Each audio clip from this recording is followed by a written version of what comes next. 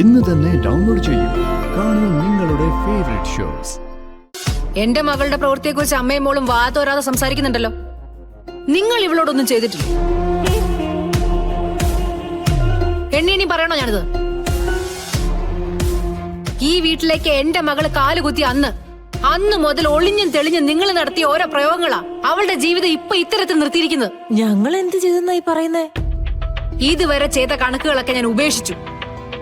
പക്ഷെ ഇനിമേലും എന്റെ മകൾക്ക് ദോഷമുണ്ടാകുന്ന എന്തെങ്കിലും ഒന്ന് നിങ്ങളുടെ ഭാഗത്തുനിന്ന് ഉണ്ടായ നിർമ്മല ഇത് മനസ്സിൽ കുറിച്ചു വെച്ചോ.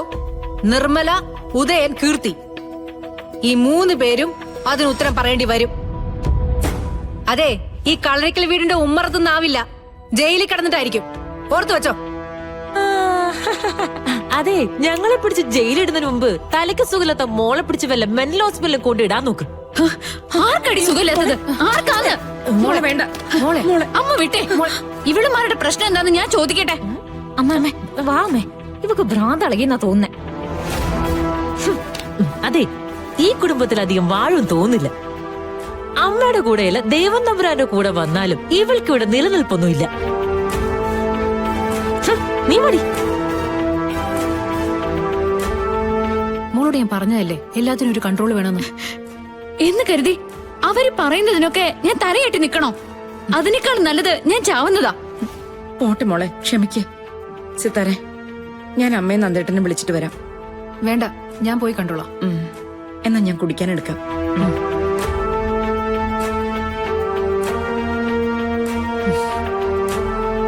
മോളെ, തുടക്കത്തിൽ തന്നെ നീ കൺട്രോൾ വിട്ട് പെരുമാറിയല്ലോ. നിനക്കൊരു മാറ്റം വന്നിട്ടുണ്ടെന്ന് ഇവിടെ ആരും വിശ്വസിക്കില്ല. അത് നിനക്ക് തന്നെയാ ദോഷം. ഒന്ന് റിലാക്സ് ആവൂ കുട്ടി. ഞാൻ എല്ലാവരും ഒന്ന് കാണട്ടെ.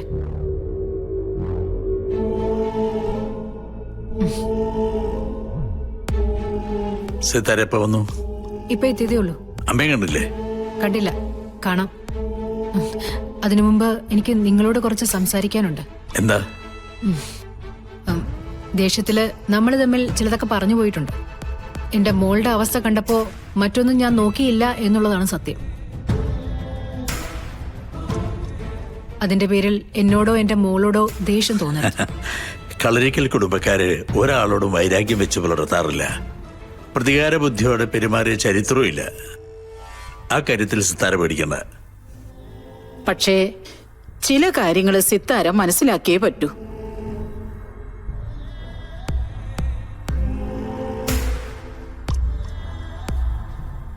നവീന്റെ ജീവിതം ഞങ്ങൾക്കെല്ലാവർക്കും പ്രിയപ്പെട്ടതാ.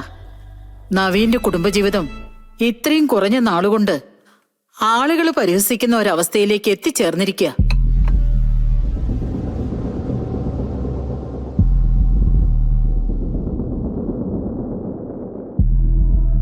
പറഞ്ഞത് കള്ളമല്ലെന്ന് സിത്താരയ്ക്കറിയാം. ഇപ്പൊ പലതവണയായില്ലേ മോള് പിണങ്ങി അവിടെ വന്ന് നിൽക്കുന്നത്. മകളെ ഇവിടെ നിർത്താനാണ് ഉദ്ദേശമെങ്കിൽ ഇനി ഇതൊന്നും നടക്കില്ല. ഇനി ഇതൊന്നും ഉണ്ടാവില്ല. മോളെ ഞാൻ പറഞ്ഞു മനസ്സിലാക്കിയിട്ടുണ്ട്. പറഞ്ഞു മനസ്സിലാക്കിയിട്ടുണ്ട്. അതുകൊണ്ടാണല്ലോ ഇപ്പൊ എന്നെ മോളെ തല്ലാനായിട്ട് കൈ ഉയർത്തിക്കൊണ്ട് വന്നത്.